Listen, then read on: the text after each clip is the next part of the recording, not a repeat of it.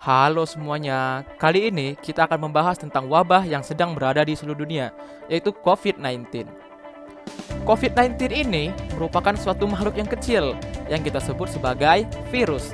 Dan sistem tubuh kita yang mempertahankan kita dari COVID-19 ini adalah sistem imun.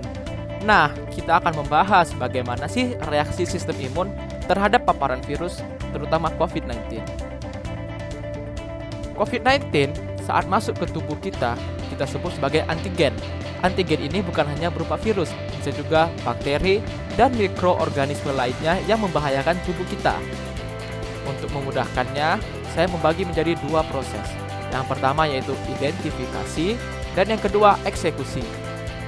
Jangka waktu antara identifikasi dan eksekusi itu tergantung kepada sistem imun seseorang, tetapi biasanya 14 hari. Oleh karena itu, muncul anjuran untuk tetap berada di rumah selama 14 hari.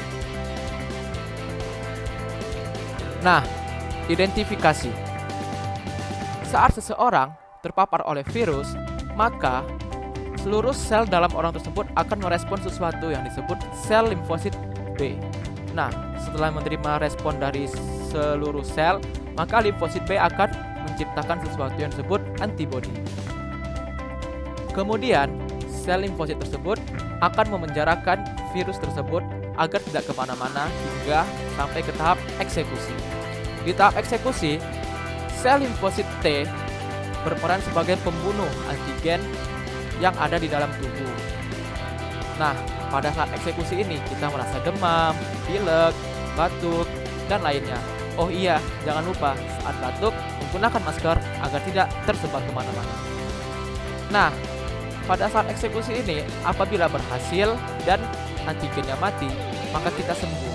Tetapi apabila gagal, maka virusnya akan berkembang biak dan kita harus mengulangi prosesnya lagi dan lagi. Setelah melalui identifikasi, eksekusi, dan akhirnya kita sembuh, sel limfosit T dan B akan bekerja sama untuk menciptakan sesuatu yang disebut sel memori. Nah, sel memori ini berfungsi sebagai pengingat bahwasannya kita sudah pernah mengalahkan antigen tersebut.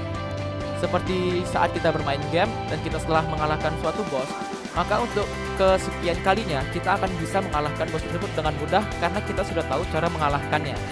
Nah, setelah mengetahui reaksi sistem imun terhadap virus, maka selanjutnya kita akan mencari tahu bagaimana cara pencegahan virus tersebut. Bisa dengan cara cuci tangan, melakukan physical distancing, tetap di rumah saja, apabila harus keluar, kita menggunakan masker, dan kita memakan makanan sehat untuk meningkatkan sistem imun dalam tubuh kita.